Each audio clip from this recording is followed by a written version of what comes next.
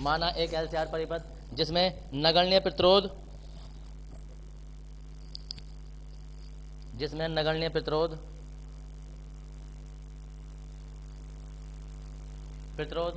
तथा समांतर क्रम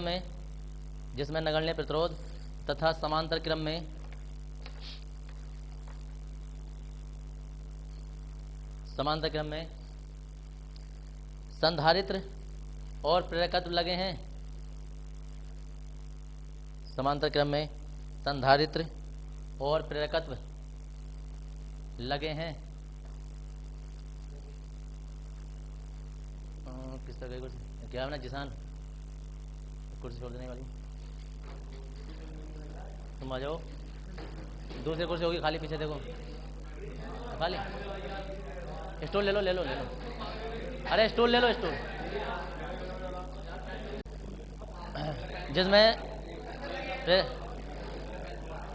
जिसमें प्रेरकत्व व संधारित्र दोनों, ये तो लिखा होगा, समांतर क्रम में जुड़े हैं, लगे हैं, एक ही बात है, लगे हैं। इस परिपथ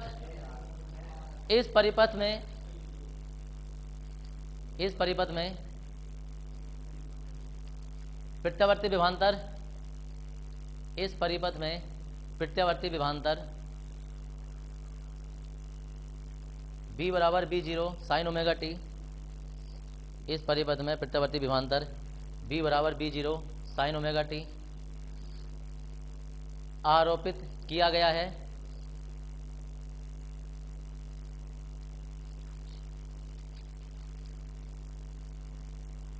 है, जिससे परिपथ में प्रत्यावर्ती धारा प्रवाहित होने लगती है।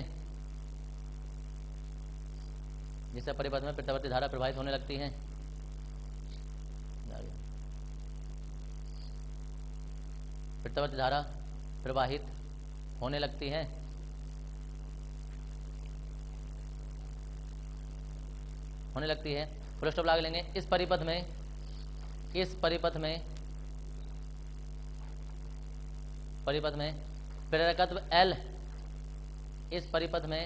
प्रेरकत्व L,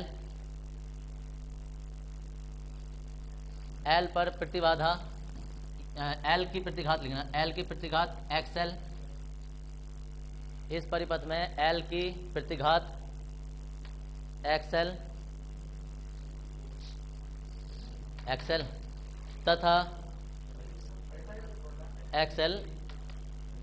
तथा C की प्रतिघात, संधारित्र लिख दो, संधारित्र की प्रतिघात XC है। ये XC ऐसे XC है। तब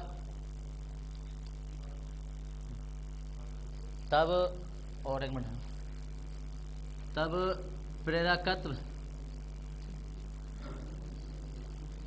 की धारा, देखो इधर धारा I बराबर B/R हुआ करता था पहले किसी जमाने में, चैप्टर नंबर 5 तक समझ लो, तुमने पहले भी पढ़ा होगा ये। अब हमारे पास क्या है ना, सब कुछ उल्टा पुल्टा हो गया है। प्रतिरोध बदलकर XL भी हो सकता है, XC भी हो सकता है, Z भी हो सकता है, वो सब प्रतिरोध है। R तो अपना में प्रतिरोध है ही, लेकिन R अलग अलग पोजीशन पर अपनी वैल्यू, अपना नाम, अपना रूप सब बदल दे रहा है। क्या बदल दे रहा है? क्या अगर यही प्रतिरोध L पर होगा तो XL कहलाएगा, यही प्रतिरोध C पर होगा तो XC कहलाएगा, पूरे परिपथ का प्रतिरोध होगा तो Z कहलाएगा, और अगर जो खुद प्रतिरोध पर प्रतिरोध होगा तो वो R ही कहलाएगा। समझ आ रहा है? अब इसमें तुम देखोगे यार, ये LCR परिपथ तो अनुनादी पढ़ लें हम, LCR अनुनादी परिपथ पढ़ लें, लेकिन इसमें R नहीं है। तो R होने का मतलब पता है क्या होता है? R होने का मतलब होता है कि प्रतिरोध नगण्य ले लिया जाता है। क्यों ले लिया जाता है? क्योंकि R से ज़्यादा प्रतिरोध ना ये दोनों उत्पन्न कर रहे होते हैं। तो इन दोनों की तुलना में, XL और XC की तुलना में R का अपना प्रतिरोध जो ना इसी में शामिल कर दिया जाता है, वो लगभग नगण्य हो जाता है।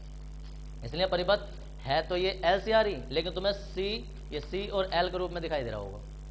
तो किसी के दिमाग में ये नहीं होना चाहिए यार परिपथ तो LCR पढ़ लें, लेकिन इसमें R नजर नहीं आ रहा है। तो R जो है वो स्टार्टिंग में पहली लाइन में हमने लिखवा दिया है कि नगण्य प्रतिरोध है उसमें। ठीक है जी। तो अब देखो इधर ये नहीं है, कभी कोई से लिख ले प्रेरकत्व की धारा। अब प्रेरकत्व की धारा XL कहलाएगी।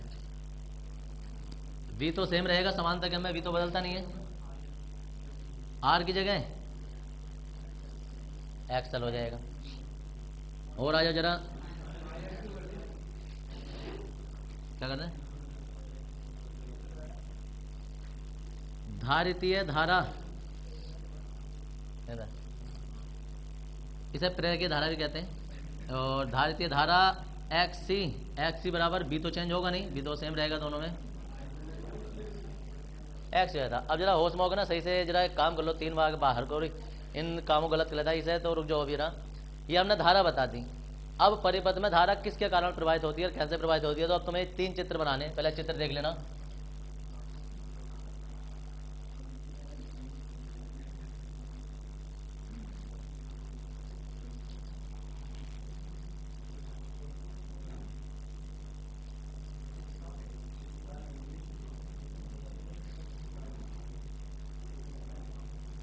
देख तो बेटा, ऊपर जो तुम्हें बनानी है वो IC बनानी है और IL, L जो होती है ना वो हमेशा पश्चगामी रहती है, वो पता होगा, C अग्रगामी रहती है। ऐसे ये C होगी, ये L होगी, ये C होगी और इधर जो होगी वो L होगी। अब कंडीशन ये है, अरे चुप जाओ भाई जरा, अगर इसमें IC का मान बड़ा है L से, समझ गए, तो धारा जो है, परिणामी धारा I जो होगी ना वो IC माइनस IL होगी। अगर कभी कभी L बड़ा हो सकता है C से, या तुम C इधर ही रहने दो, अगर ध्यान यहाँ लगाओगे ना तो पता चलेगा, वरना तुम्हें ऐसा लगेगा कि खेत में बैठ के तोते उड़ा रहे हैं हम। अच्छा ऐसा कर दिया। अब बताओ कौन सा बड़ा है? अब सुनो इधर, सुनो इधर। अब मैंने L इधर कर दिया, C इधर कर दिया और चिन्ह मैंने ऐसे कर दिया, तो पहले यही वाला था। अच्छा तो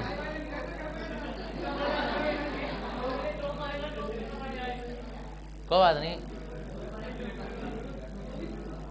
ये टॉप सीधे मार के भी वहीं गिरेंगे।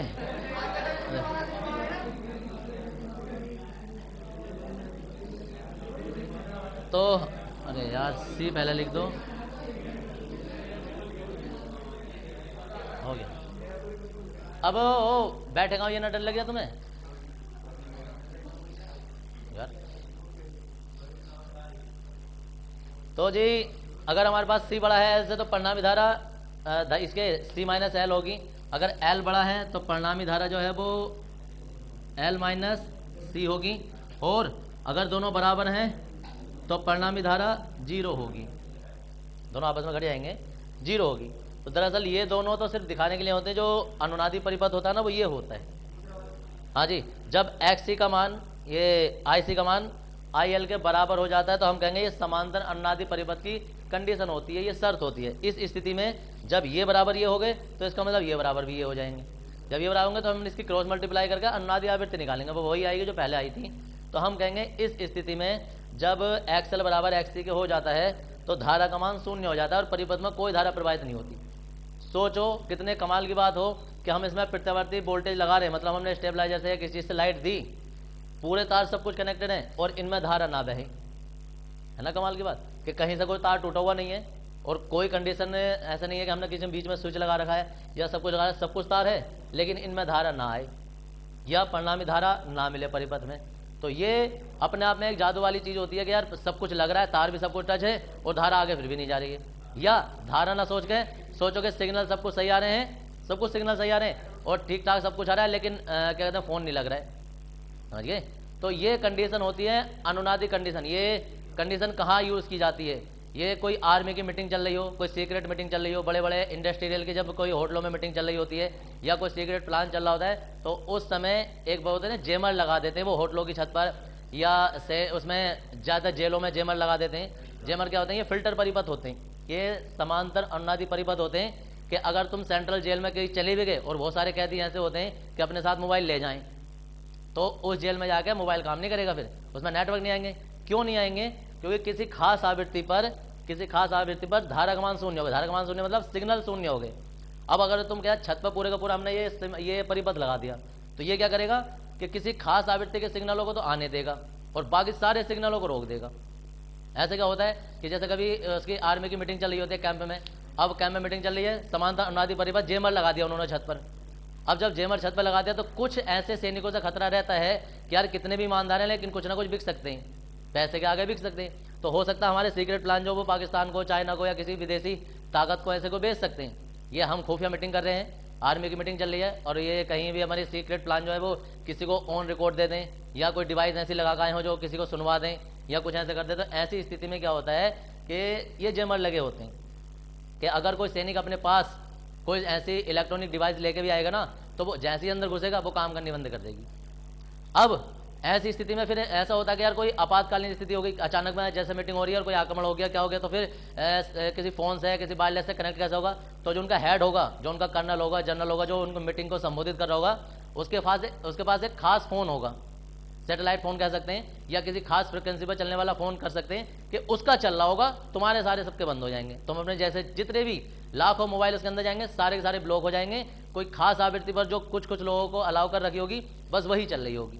ऐसी होटलों में भी होता है, बड़े बड़े 5 स्टार जब 7 स्टार होटल में कहीं मीटिंग चली होती है तो वो खास जब रूम अलाउड करवाते हैं अपने लिए तो बोल देते हैं कि क्या ये जेमर प्रूफ है, ये नेटवर्क प्रूफ है, या ये इस तरीके से प्रूफ है कि इसमें कोई भी सीक्रेट मीटिंग की जा सकती है। तो वो इस बात की गारंटी लेते हैं कि भाई बड़ी से बड़ी डिवाइस हमारे एक रूम में जाकर काम करना बंद कर देगी।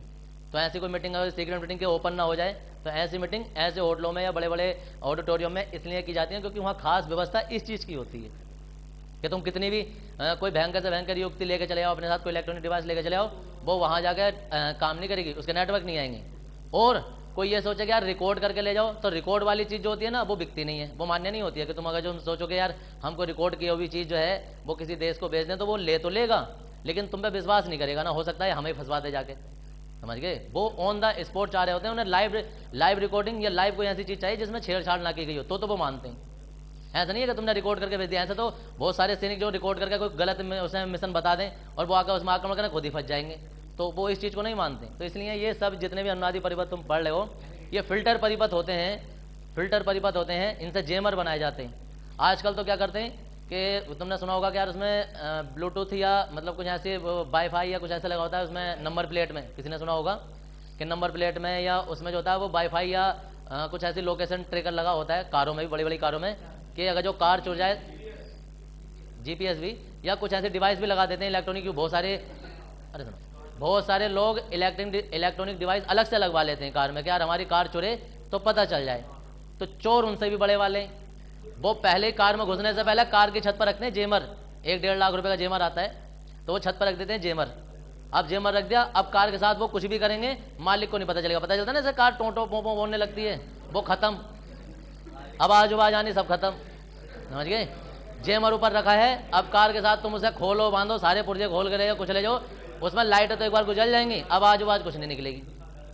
तो ये होते हैं जेमर। और अगर पूरी कार चुरा के भी ले गए तो ट्रैक नहीं होगी। वो क्या होते हैं, वो ये जेमर परिपथ होते हैं कि आने वाले सिग्नलों को ब्लॉक कर देते हैं। है ना, मार्केट में अमेजन से भी ऑर्डर कर सकते हो, मिल जाता है, सब मिल जाते हैं। अब सुन लो इधर, अरे सुन लो, सारे के सारे चोर यहीं बैठे हैं क्या यार, देखो इधर भाई, अब सुनो इधर, मतलब मैं आर्मी की बात बता रहा था या कोई सीक्रेट मीटिंग बता रहा था, सारे के सारे शांत हो गए सुनने, जैसी चोर वाली बात आई खुश हो गए, है ना। ये हुई है हमारे काम की चीज।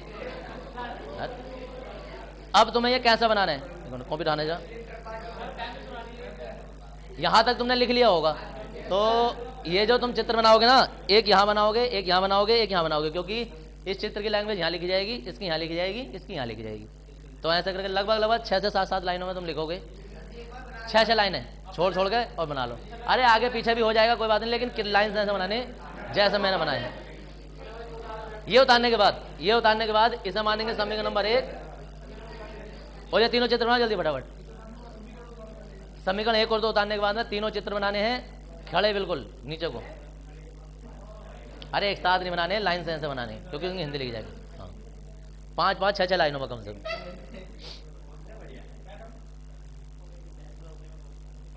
बैंक रॉबरी में काम नहीं, बैंक रॉबरी का अलग हिसाब है, उनका नेटवर्क का चक्कर नहीं होता, उनका वो बाहर जा रहा होता है, इमरजेंसी वाला। क्या अगर जो वो नीचे से स्विच दबाता है तो वो पुलिस स्टेशन में उसका बाहर सायरन बजता है, तो वो अलग चीज़ होती है। हो सकता है कर जाए, लेकिन उनका फिर भी बच जाता है,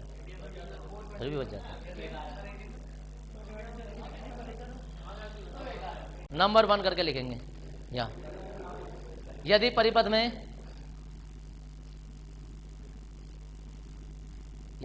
में आई सी, देखो ऐसे लिखना, आई सी ग्रेटर देन है आई एल से, ऐसे ये वाली लाइन लिखना है,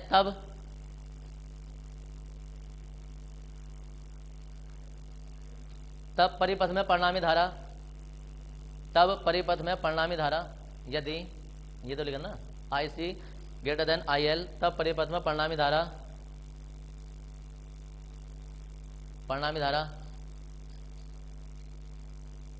केवल संधारित्र के कारण, परिपथ में परिणामी धारा केवल संधारित्र के कारण प्रवाहित होती है,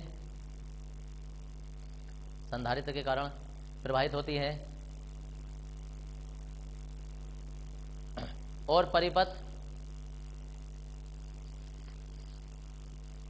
परिपथ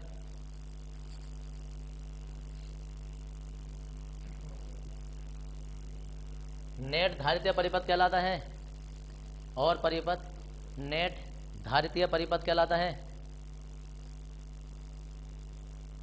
आगे 5 लाइनों में 5 ही बोला था मैंने, इतने में आगे होगी। नंबर 2 लिखेंगे,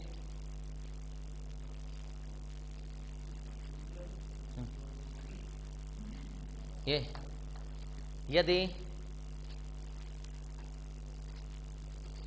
यदि परिपथ में आई सी लेस देन आई एल, ये ऊपर की लाइन लिख देंगे ये वाली, यदि परिपथ में आई सी लेस देन आई एल है, तब परिपथ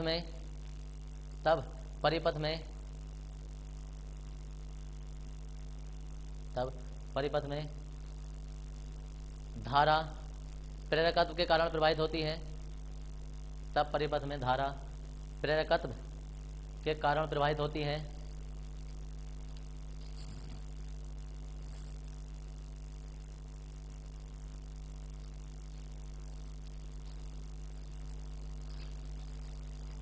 प्रेरकत्व के कारण प्रवाहित होती है, और परिपथ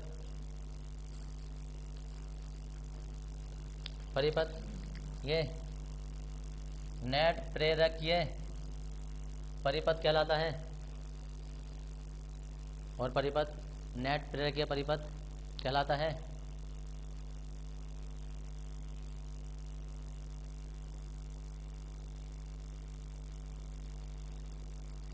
थर्ड, यदि परिपथ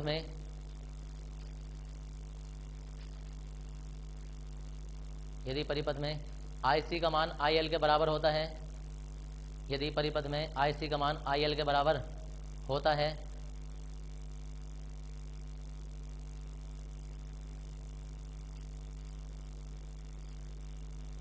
आई एल के बराबर होता है,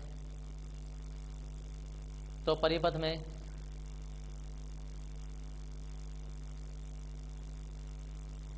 में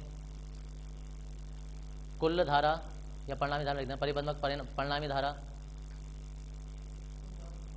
कुल भी एक ही बात है, परिणामी धारा शून्य होती है, परिणामी धारा शून्य होती है। इस स्थिति में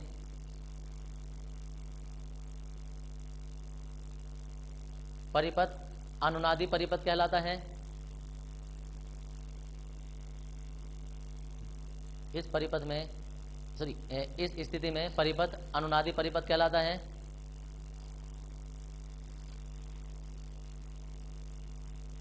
और आवृत्ति अनुनादी आवृत्ति एफ आर कहलाती है। एफ आर ऐसे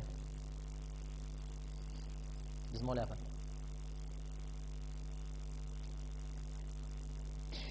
आर कहलाती है। इधर तब में इधर देख लेंगे, तब हम अनुनाद की स्थिति दर्शा रहे हैं भाई। अनुनाद की स्थिति में और अनुनाद की स्थिति में क्या आया था, आई सी का मान जो है वो आई एल के बराबर आया था, याद है, ये आया है। अब इसकी वैल्यू समीकरण 1 और 2 से क्या होगी, इसकी वैल्यू आई थी बी अपॉन एक्स सी, इसकी वैल्यू आई है बी अपॉन एक्स एल, ये तो काट दिया, 3 से गुणा कर दी तो एक्स एल बराबर जो है एक्स आ जाएगा। याद रखना श्रेणी अनुनाद में भी यही दोनों बराबर आए थे, उसमें इस वजह से नहीं आए थे, उसमें tan फाई की वजह से आए थे, याद होगा फाई का मान 0 हो गया था तो आ गए थे। यहाँ tan फाई की वजह से नहीं आए हैं, यहाँ धारा दोनों बराबर हो गई हैं इसलिए आए हैं, ठीक है जी। जब इसलिए आए हैं तो आवृत्ति निकालेंगे, आवृत्ति दोनों में सेम होती है, अनुनादी आवृत्ति जो होती है, लेकिन निकालने का तरीका अलग अलग होता है। इसकी वैल्यू लगा देंगे ओमेगा एल और इसकी वैल्यू हो जाएगी 1 अपॉन ओमेगा सी, दोनों पे आर आर लगा देंगे क्योंकि अनुनादी है। ओमेगा ओमेगा एक साइड ले लेंगे तो ओमेगा आर का स्क्वायर अपॉन ये 1 upon L C, under root कर देंगे तो ओमेगा आर बराबर 1 अपॉन अंडर रूट के एल सी, ओमेगा की वैल्यू होती है 2 pi F R 1 upon L C, 2 pi नीचे ले जाएंगे, एफ आर बराबर 1 अपॉन 2 पाई अंडर रूट के एल सी। ये अनुनादी आवृत्ति होती है। हम कहेंगे इस प्रकार समांतर अनुनादी परिपथ में अनुनादी आवृत्ति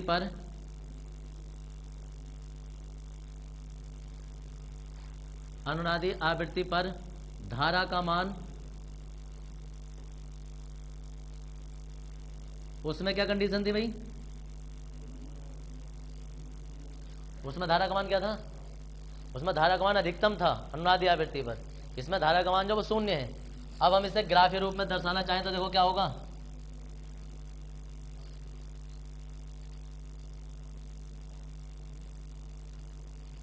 ग्राफीय रूप में अगर जो हम इसे दर्शाएंगे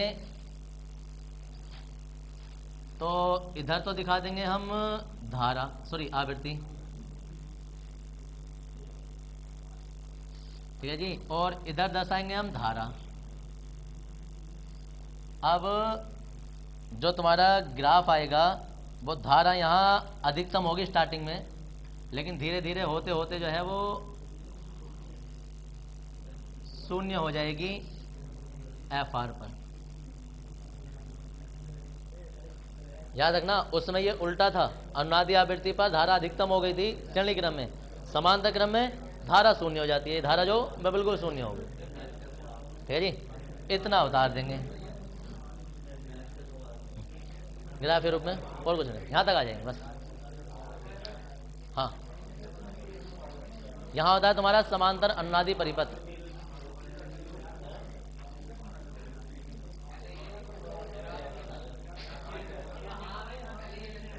हाँ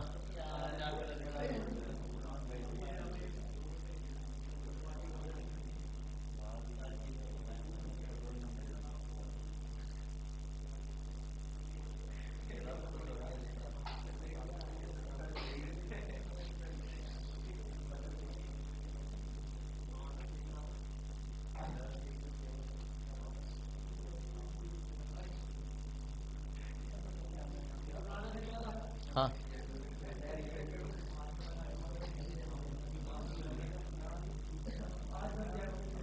और परिपथ की प्रतिबाधा,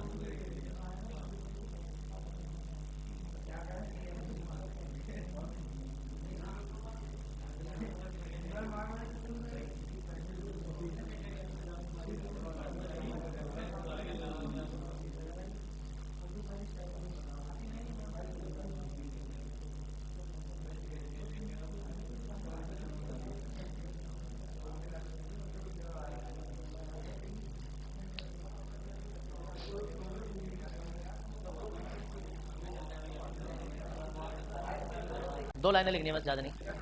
जब किसी प्रत्यावर्ती धारा परिपथ, चित्र बाद बनाना, जब किसी प्रत्यावर्ती धारा परिपथ में प्रेरकत्व L तथा संधारित्र C, मतलब इसमें R लगा ही नहीं है, ओके, तो प्रेरकत्व L, हाँ LC परिपथ, प्रेरकत्व L नहीं निकला नहीं है,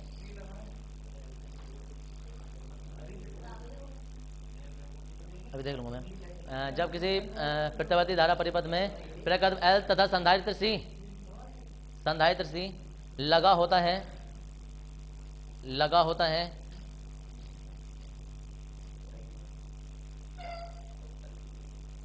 तो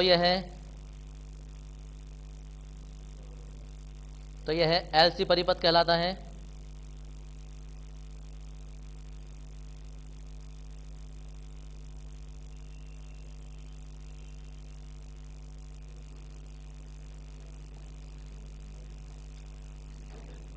LC परिपथ कहलाता है।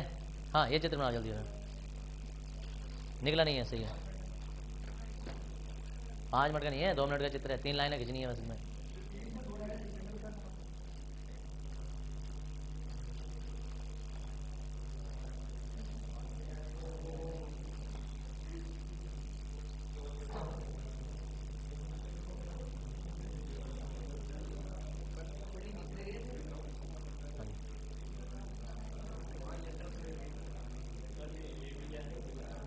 दो स्विच हैं, द्विमार्गी स्विच, ऊपर को भी धारा देंगे, नीचे को भी धारा देंगे।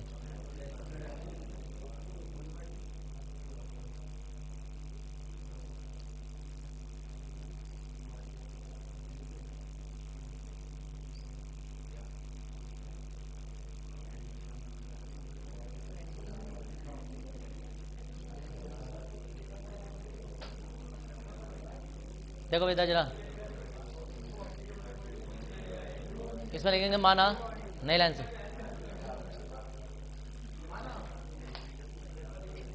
ये ऐसे ए और बी अभी बताया द्विमार्गी स्विच होते हैं ये। अगर कोई यहीं लिखना चाहे ना तो लिख सकता है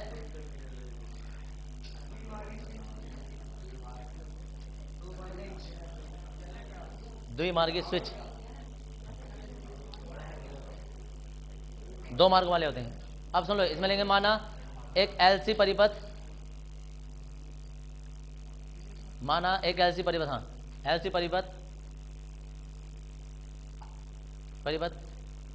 जिसे द्विमार्गी स्विच द्वारा, द्विमार्गी कुंजी भी कह देते हैं, द्विमार्गी स्विच द्वारा एक प्रत्यावर्ती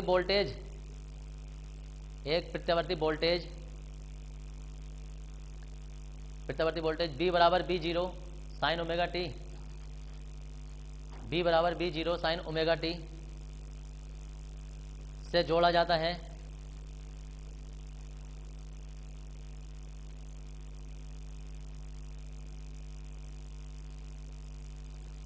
सर्वप्रथम, फुल स्टॉप लगा लो, सर्वप्रथम स्विच S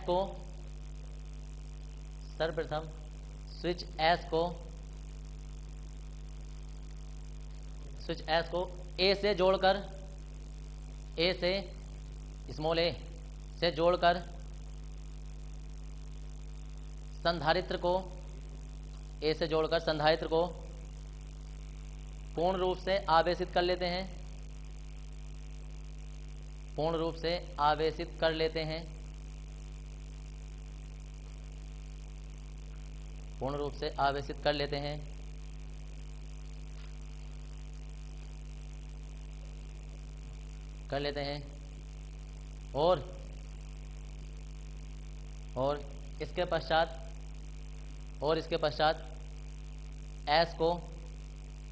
और इसके पश्चात S को B से जोड़ते हैं, स्मॉल b से जोड़ते हैं।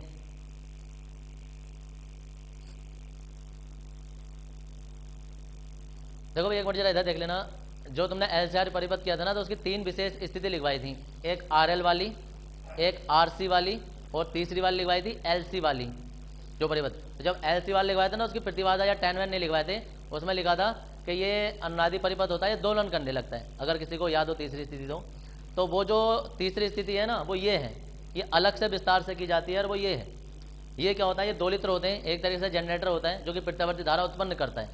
अब प्रत्यावर्ती धारा उत्पन्न कैसे करता है? सबसे पहले कोई प्रत्यावर्ती वोल्टेज हमने इसमें लगा के संधारित्र को आवेशित कर लेते हैं, यहाँ से संधारित्र को पूरा भर लिया हमने। संधारित्र होता है अपने अंदर आवेश रोक के चलता है, तो ये पूरा संधारित्र भर गया। अब यहाँ से इसे कनेक्ट करके संधारित्र को जब से हमने पूरा भर लिया तो अब इसे हटा देंगे, नीचे वाला परिपथ हट गया, अब आवेश इसके अंदर है। जब इसके अंदर है तो एक एक करके आवेश जो वो कुंडली में जाते रहेंगे, कुंडली में धारा प्रेरित धारा उत्पन्न हो जाएगी, कुंडली से वापस इधर की ओर आते रहेंगे, फिर इधर से इधर जाते रहेंगे, ठीक है ना जी। इधर जैसे पूरा आवेशित हो जाएगा तो फिर विपरीत क्रम में आवेश जाते रहेंगे, आवेश का मतलब इलेक्ट्रॉन जाते रहेंगे, और वो संधारित्र फिर ये यहाँ से आवेश सारे के सारे चले जाएंगे कुंडली में, कुंडली फिर दोबारा से आवेशित हो जाएगी। यही क्रम चलता रहता है कि कभी कुंडली आवेशित होती रहती है, कभी निरावेशित होती रहती है, यही क्रम इसमें चलता रहता है। तो इस तरीके से पहले ये इधर की ओर आवेश जा रहे हैं तो हम उसका चित्र बना रहे हैं। देखो कैसे चित्र बनेंगे, 4 चित्र हैं इसके, चारों चित्र देखोगे।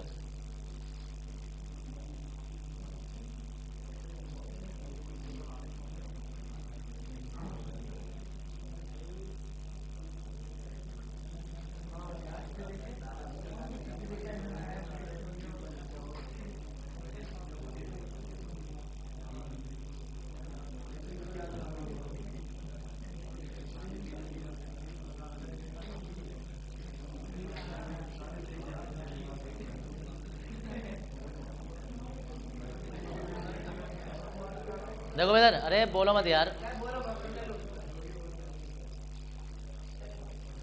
सबसे पहले संधारित्र यहाँ जब आवेशित होगा पूरा तो इसकी पूरी की पूरी विद्युत स्थितिज ऊर्जा होगी। देखो पूरी की पूरी विद्युत स्थितिज ऊर्जा मतलब यार विद्युत स्थितिज ऊर्जा U बराबर, अगर किसी को याद हो, Q²/2C हुआ करती थी, संधारित्र वाले चैप्टर में हमने निकाली है। Q²/2C, स्मॉल Q भी हो सकता है कैसे भी। अब यहाँ ये इस टाइम प्लस है, ये इधर की ओर माइनस प्लेट है। संधारित्र में 2 प्लेट होती हैं, एक प्लस वाली एक माइनस वाली। अब आवेश धीरे धीरे इधर जाना शुरू हो जाएंगे। जब धीरे धीरे आवेश जाना इधर से शुरू हो जाएंगे तो सारी की सारी विद्युत ऊर्जा यहाँ कुंडली में चली जाएगी और ये चुंबकीय ऊर्जा में बदल जाएगी, और यहाँ चुंबकीय ऊर्जा बन जाएगी, किसी को याद हो, 12LI²। ऐसे ये पूरे के पूरे संधारित्र यहाँ से निरावेशित हो गया और सारी की सारी ऊर्जा यहाँ चली गई। अब क्या होगा कि यहाँ से आवेश धीरे धीरे फिर संधारित्र में आने शुरू होंगे। तो जब धीरे धीरे संधारित्र से आने शुरू होंगे तो अब जो इलेक्ट्रॉन है, पहले तो इलेक्ट्रॉन इधर से इधर गए थे, अब ये इलेक्ट्रॉन इधर की प्लेट पा रहे हैं, तब ये प्लेट माइनस हो जाएगी, ये वाली ऑटोमेटिक प्लस हो जाएगी, और सारी की सारी ऊर्जा फिर दोबारा से इसमें आ जाएगी, तो ये फिर से चार्ज हो जाएगा और सारी की सारी चुंबकीय ऊर्जा फिर विद्युत ऊर्जा में बदल जाएगी और ये Q²/2C ऐसा हो जाएगा। अब यही क्रम फिर दोबारा से चलेगा। अब इलेक्ट्रॉन फिर इसमें जाएंगे, फिर इसमें जाएंगे तो धारा जो है फिर ये तुम्हारी इस क्रम में बनेगी और सारी सारी विद्युत ऊर्जा चुंबकीय ऊर्जा में बदल जाएगी UM में, और 12LI² हो जाएगी। ये कार्यक्रम कब तक चलता रहता है? ये चलता है एक तो T/4 पर, T/2 पर, 3T/2 पर, सॉरी 4 पर, और जी फिर आ जाएगा ये T पर। देखो कौन कौन से चक्र चल रहे हैं ये, अगर तुम्हें याद हो ना ऐसा करके, तो ये यहाँ से यहाँ तक पूरा T होता है, ये T हाफ हो जाएगा, ये T हाफ का भी हाफ हो जाएगा, और ये वाला जो हो जाएगा ये 3T/4 हो जाएगा। तो आधे चक्र के लिए तो ये हो जाता है, इस चक्र के लिए ये वाला मान हो जाएगा, इस चक्र के लिए ये आ जाता है, इस चक्र के लिए ये आ जाएगा। इस तरीके से इस चित्र के नीचे तुम्हें 4 चित्र बनाने और कम से कम 1-1.5 पेज की थ्योरी लिखी जाएगी, पूरे 1 पेज में कम से कम इसकी 4 चित्र एक साथ बना लो, इसकी थ्योरी लिखी जाएगी, वो हम बाद में लिखेंगे, पहले चित्र बना लेंगे। चलिए हाँ, चित्र तो बनाओ जल्दी फटाफट।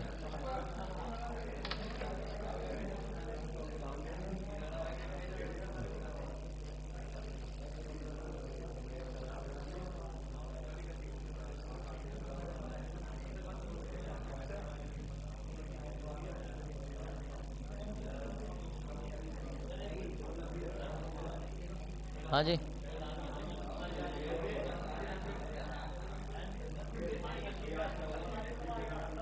माइनस, हाँ माइनस होंगे, हाँ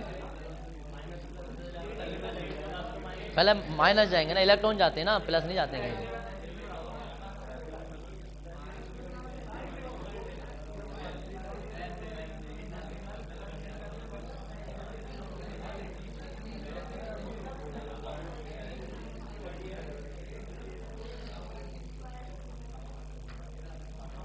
जब स्विच S को S को B से जोड़ा जाता है, स्मॉल b से जोड़ा जाता है,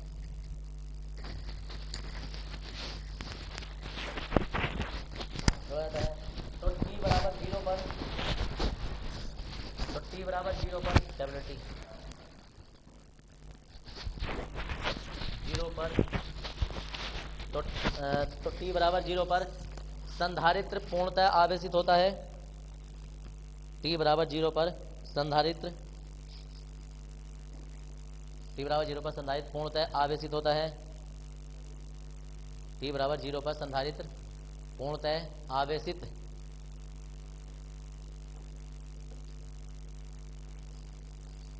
t बराबर 0 पर संधारित्र पूर्णतः आवेशित होता है और इससे आवेश कुंडली में विसर्जित होने प्रारंभ हो जाते हैं, और इससे आवेश कुंडली में विसर्जित होने लगते हैं, लिख दो, या प्रारंभ हो जाते हैं, जो भी आसान लगे। होने लगते हैं, विसर्जित होने लगते हैं, या विसर्जित होने प्रारंभ हो जाते हैं, जिससे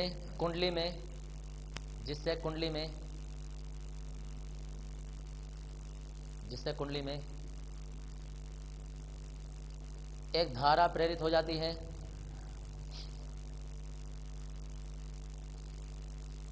धारा प्रेरित हो जाती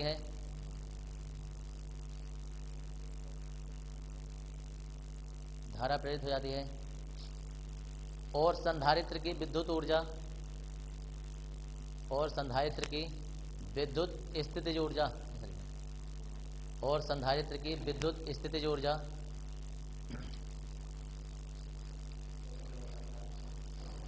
स्थितिज ऊर्जा कुंडली की चुंबकीय स्थितिज ऊर्जा में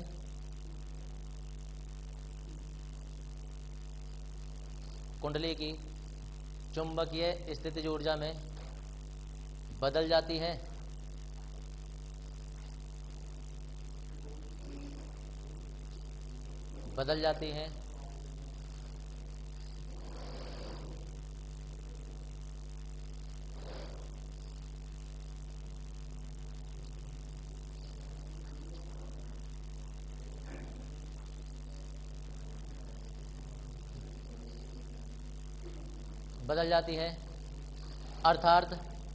अर्थात T बराबर, जैसे लिखना देखो, अर्थात T बराबर T/4 पर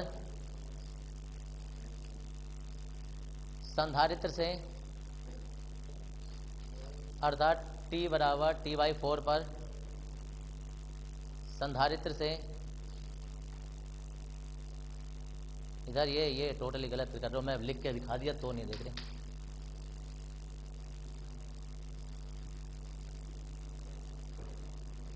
T बराबर T/4 पर संधारित्र से संपूर्ण आवेशों का विसर्जन हो जाता है, मतलब संधारित्र पूरा खाली हो जाता है, संपूर्ण आवेशों का विसर्जन हो जाता है।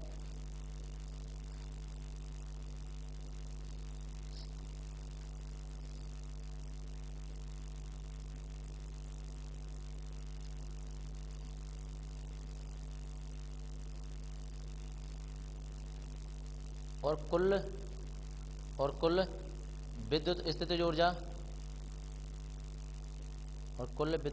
ऊर्जा कुल चुंबकीय ऊर्जा में बदल जाती है। कुल विद्युत स्थितिज ऊर्जा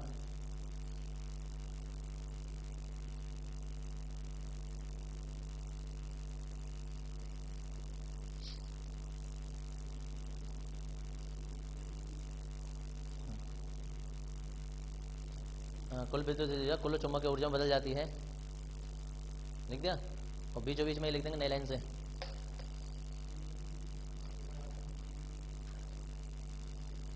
रेड कलर में जो पूरी की पूरी विद्युत ऊर्जा चुंबकीय ऊर्जा में बदल गई।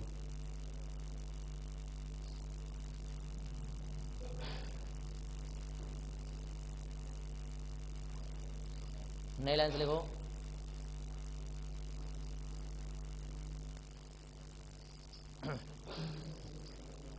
अब कुंडली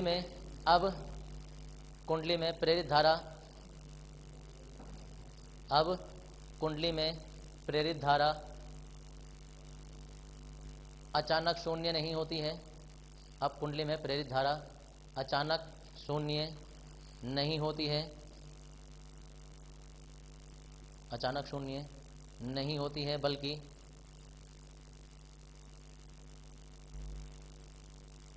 अचानक शून्य नहीं होती है, बल्कि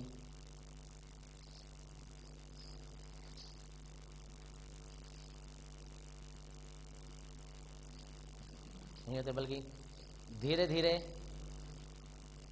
कुंडली से आवेश, बल्कि धीरे धीरे कुंडली से आवेश संधारित्र में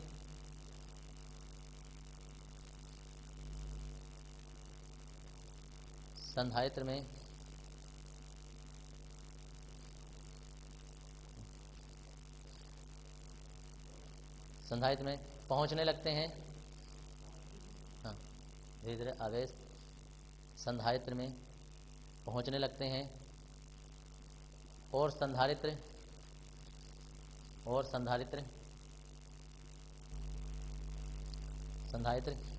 विपरीत दिशा में, और संधारित्र विपरीत दिशा में, और संधारित्र विपरीत दिशा में आवेशित होने लगता है, और संधारित्र विपरीत दिशा में आवेशित होने लगता है।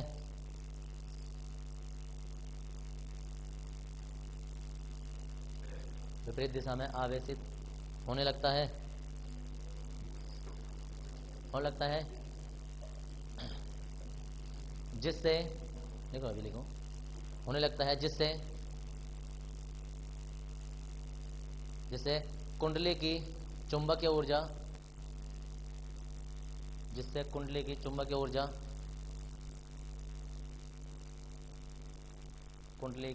ऊर्जा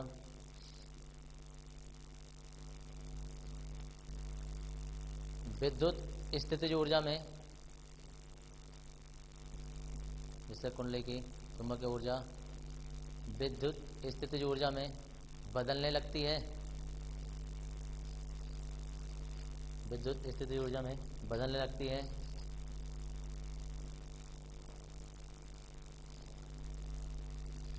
और T बराबर T/2, ये T बराबर T/2 पर, T बराबर T/2 पर कुंडली की संपूर्ण चुंबकीय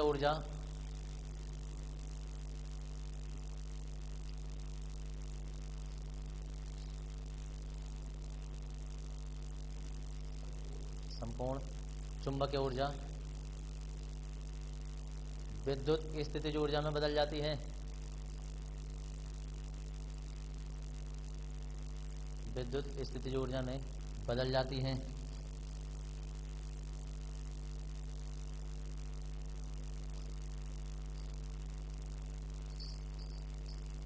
ये लिख देंगे, अर्थात बीच में पहले आंसर लिख दो बीच में, अर्थात आपका चुंबकीय ऊर्जा विद्युत ऊर्जा में बदल गई।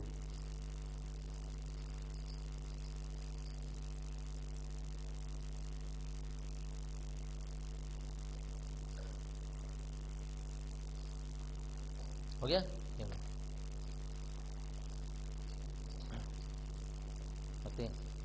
ये तो हो गया। नई लाइन से लिखेंगे, अब संधारित्र से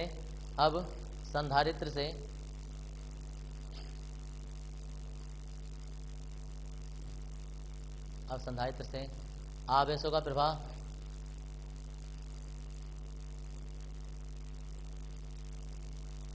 प्रवाह विपरीत दिशा में, अब संधारित्र से आवेशों का प्रवाह विपरीत दिशा में, आवेशों से मतलब है इलेक्ट्रॉन, विपरीत दिशा में प्रवाहित होने लगते हैं, विपरीत दिशा में प्रवाहित होने लगते हैं। प्रवाह लिखा क्या लिखा था? अब संधारित्र से आवेशों का प्रवाह विपरीत दिशा में होने लगता है। प्रवाहित 2 बार कैसे आ जाएगा यार? प्रवाहित कर दो, होने लगता है। मैं सोच रहा प्रवाह पहले नहीं लिखा, प्रवाह होने लगता है। अब सुन ले करो, अब संधारित्र से आवेशों का प्रभाव विपरीत दिशा में होने लगता है, जिससे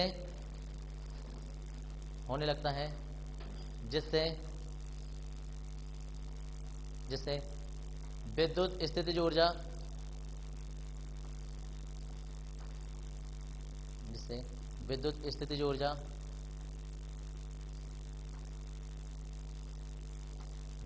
ऊर्जा कुंडली की चुंबकीय स्थितिज ऊर्जा में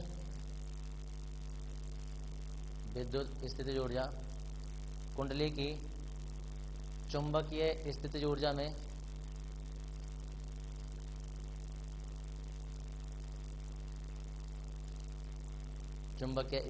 में बदलने लगती है।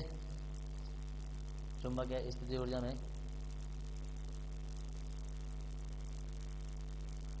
बदलने लगती है और T बराबर, ये देखो ये, और T बराबर 3T/4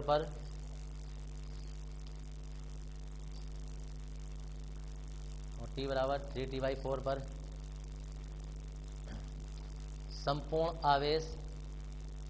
संपूर्ण विद्युत स्थितिज ऊर्जा लिखना, संपूर्ण विद्युत स्थितिज ऊर्जा, और T बराबर 3T/4 पर संपूर्ण विद्युत स्थितिज ऊर्जा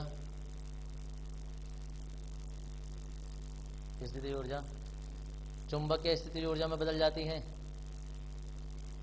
चुंबकीय स्थितिज ऊर्जा में बदल जाती है।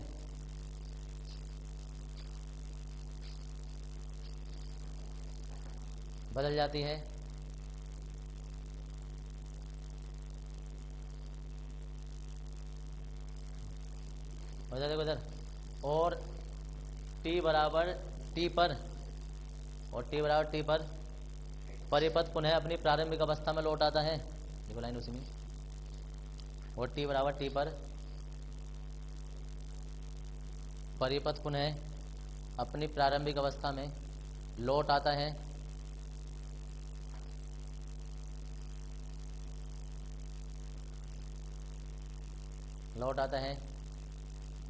यह क्रिया, लिखो, यह क्रिया इसी प्रकार चलती रहती है।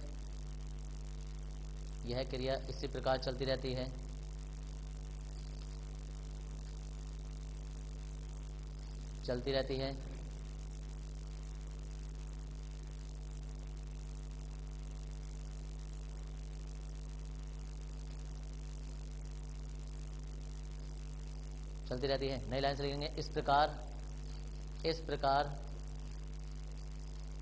LC परिपथ में,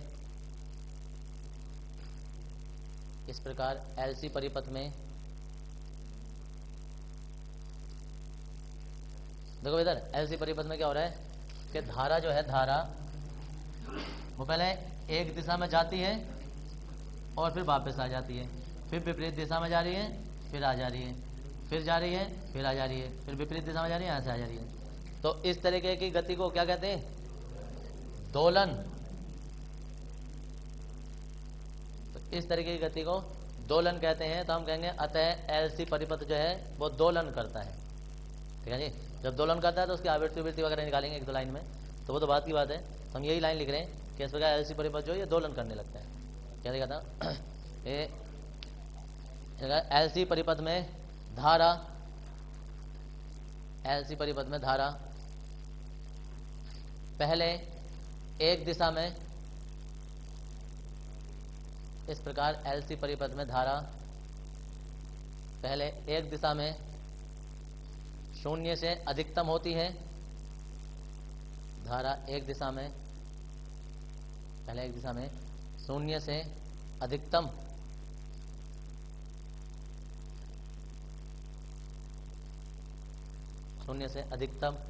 होती है, और और फिर विपरीत दिशा में,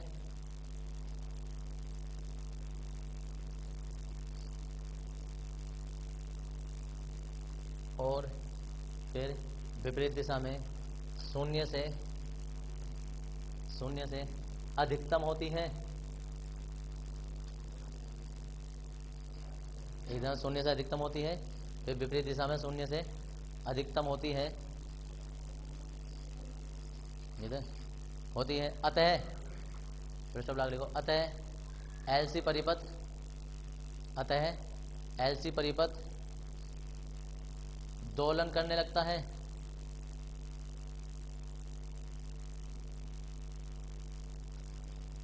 दोलन करने लगता है जिसके दोलनों की आवृत्ति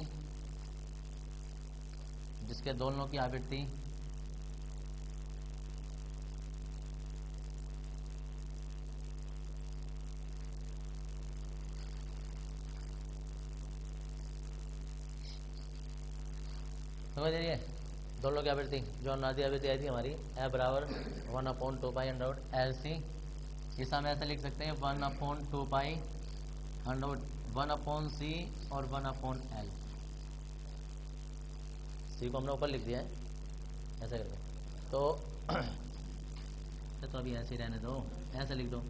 हम 1 को तो लिख सकते हैं ऐसे, फिर दूसरी लाइन में लिख दो 2 अब सी को हम ऊपर लिख रहे हैं और एल को नीचे। ऐसा क्यों कर रहे हैं? फर्स्ट ईयर में हमने स्प्रिंग के लिए या दोलन के लिए आवृत्ति और आवर्तकाल का व्यंजक स्थापित किया था, और वो व्यंजक कुछ ऐसा आया था कि चूंकि सरल आवर्त गति में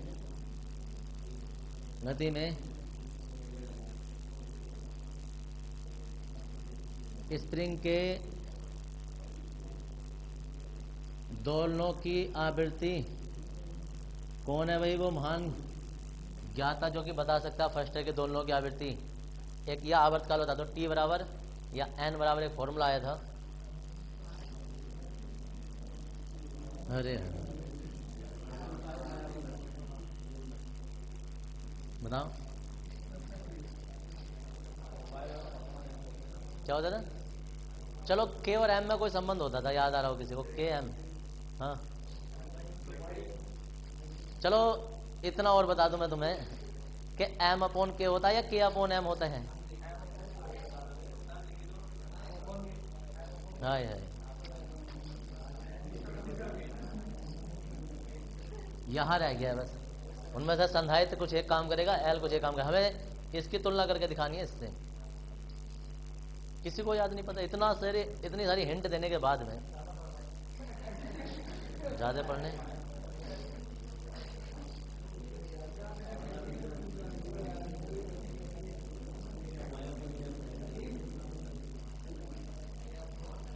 क्या अपॉन एम, ठीक है जी। तो आप इधर देख लो यार, तो इस प्रकार एलसी परिपथ में संधारित्र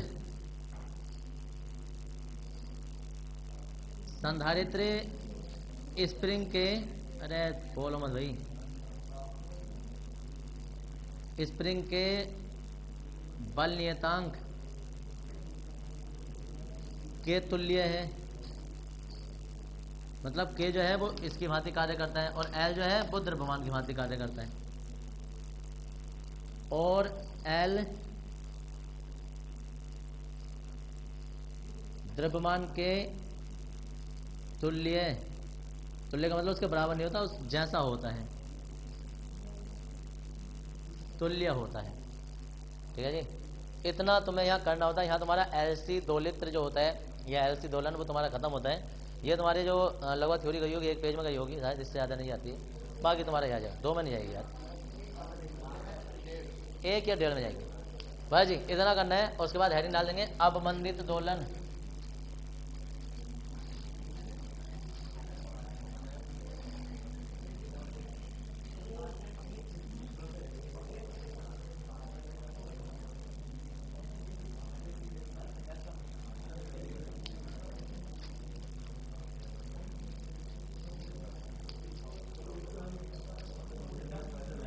उतार लो इसे भाई, बातें मत करो।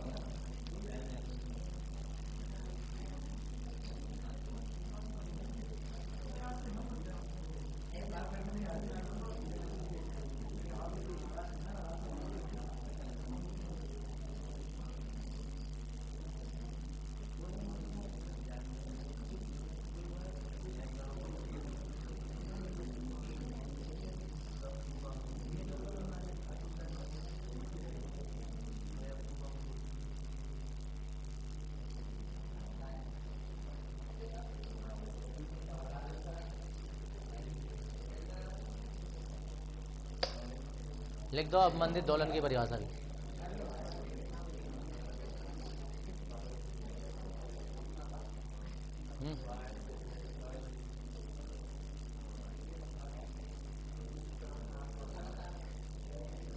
लगातार घटता रहता है। परिभाषा है अब मंदिर दोलन की, ऊर्जा तथा शक्ति ह्रास के कारण एलसी परिपथ में दोलनों का आयाम लगातार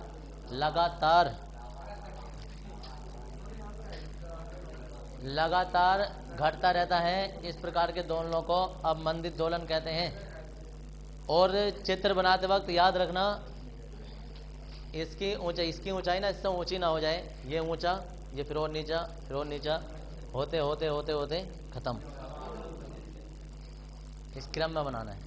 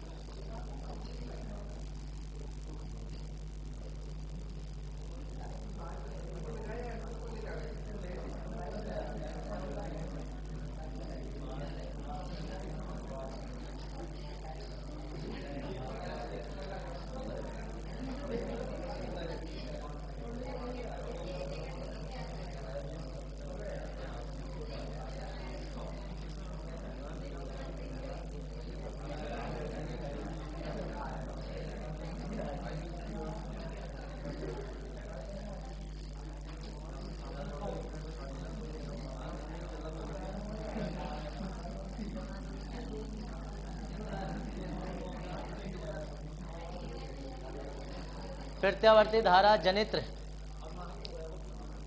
जनित्र का मतलब एसी अल्टरनेटिव करंट जनरेटर। ये वही चीज है जो कि तुम गांव में जनरेटर कहते हो। जिसे वो जनरेटर नहीं होता, वो जनरेटर होता है। मतलब अब हम लाइट बनाएंगे। कैसे लाइट बनती है? हमारे गांव में कहते हैं। चलो कोई नहीं है।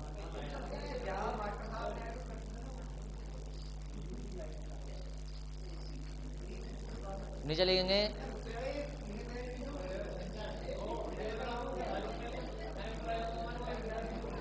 प्रत्यावर्ती धारा जनित्र एक ऐसी युक्ति है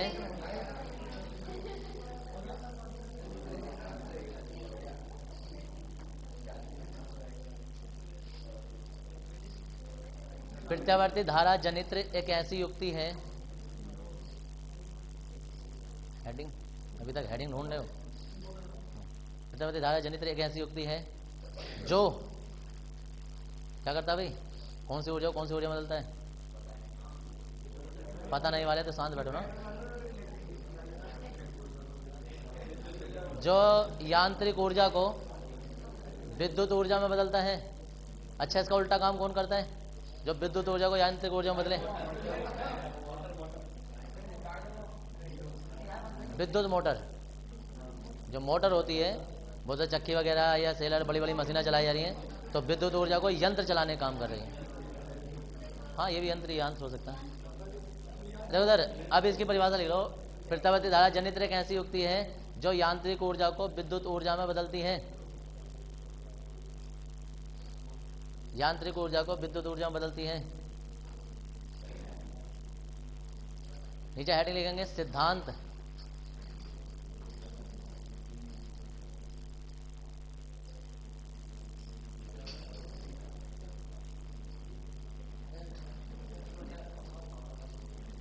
लिखेंगे प्रत्यावर्ती धारा जनित्र सिद्धांत। प्रत्यावर्ती धारा जनित्र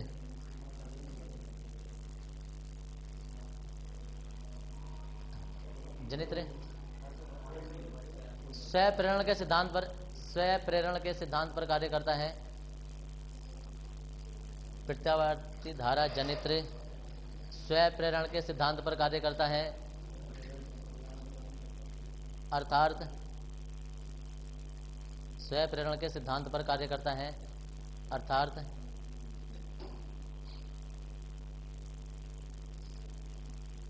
अर्थात जब किसी कुंडली से बद्ध चुंबक के फ्लक्स में परिवर्तन किया जाता है, अर्थात जब किसी कुंडली से बद्ध चुंबक के फ्लक्स में परिवर्तन किया जाता है,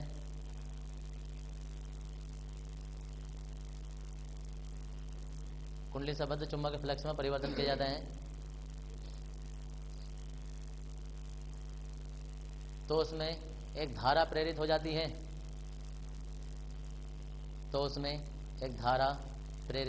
है।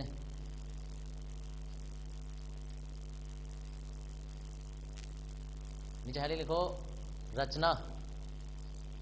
अब रचना में तुम्हें पता ही है क्या होता है।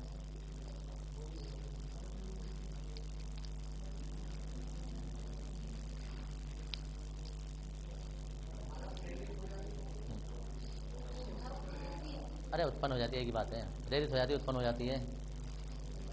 तुमने बस हो गया इतनी। अब रचना हेडिंग डालेंगे और रचना में अरे देख लो यार इधर,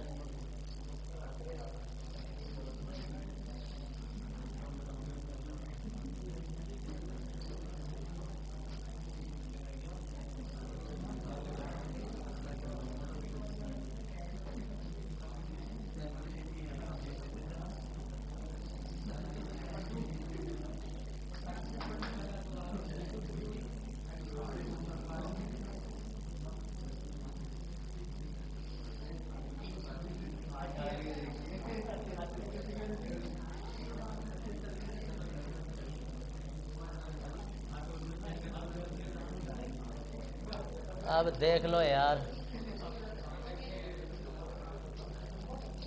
अच्छा सा ना लग रहा है।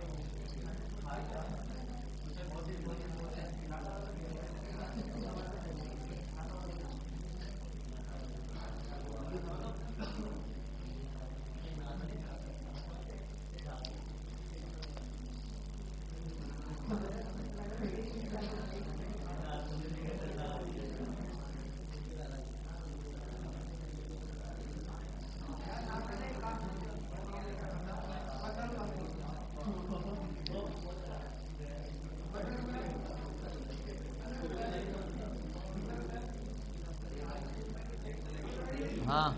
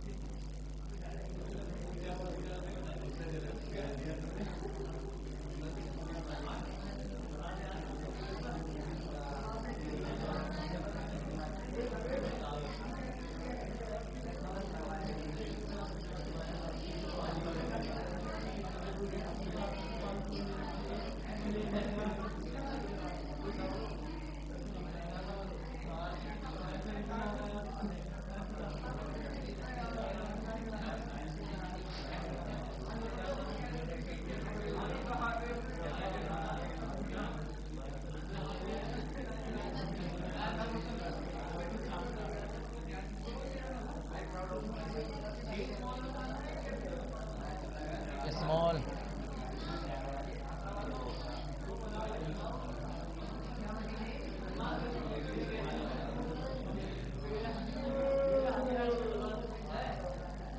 हाँ जी ये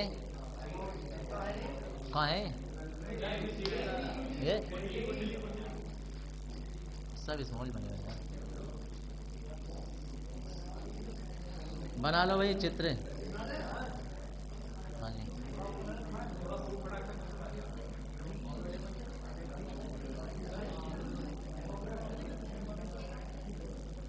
देखो अगर जो किसी को टेढ़ा बनाने में परेशानी हो तो सीधा ही बना सकता है। कुंडली ऐसे सीधी ऐसे करके नहीं है।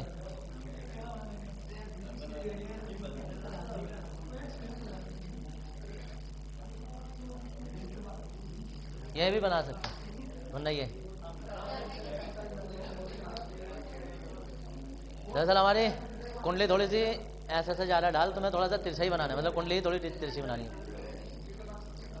ये तिरछा से बनाने का कारण ये होता है कि इसमें सारी चीज़ें साइड से दिख जाती हैं, वरना सीधे में भी हमें सामने से कुछ चीज़ें रह जाती हैं, इसलिए रह जाती हैं।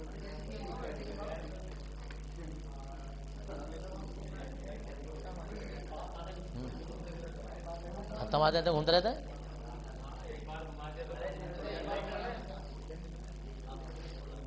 इसके निम्न के 4 भाग होते हैं और पहला भाग जो होता है वो चुंबक होते हैं, दूसरा भाग आर्मेचर कुंडली होती है। कोई मोटर वोटर बांधने वाला मिस्त्री यहाँ बैठा हो तो उसे पता चल जाएगा आर्मेचर कुंडली क्या होती है। सर्पी बलय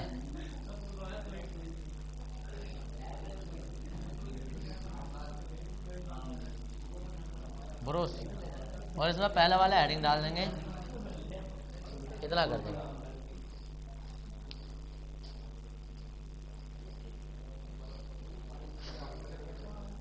ये लोहे की ठोस रोड होती है, लगभग चिंगा से मोटी ये, और ये कभी भी ढालदार मत बना देना, ये बिल्कुल सीधी होती है, चाहे सीधी तिरछी बनाओ या ऐसा बनाओ, ऐसा मत बना देना। यस हार्ड रोड होती है पूरी। ऐसा होगा तुम्हारी वो जो रोड है वो कूद तो भी चलेगी, फिर इंजन में वाइब्रेट करेगा पहली बार तो चलेगा नहीं, अटक जाएगा। जो भी तुम्हारा जनरेटर होगा कहेगा खराब चल रहा है, काम नहीं कर रहा ढंग से।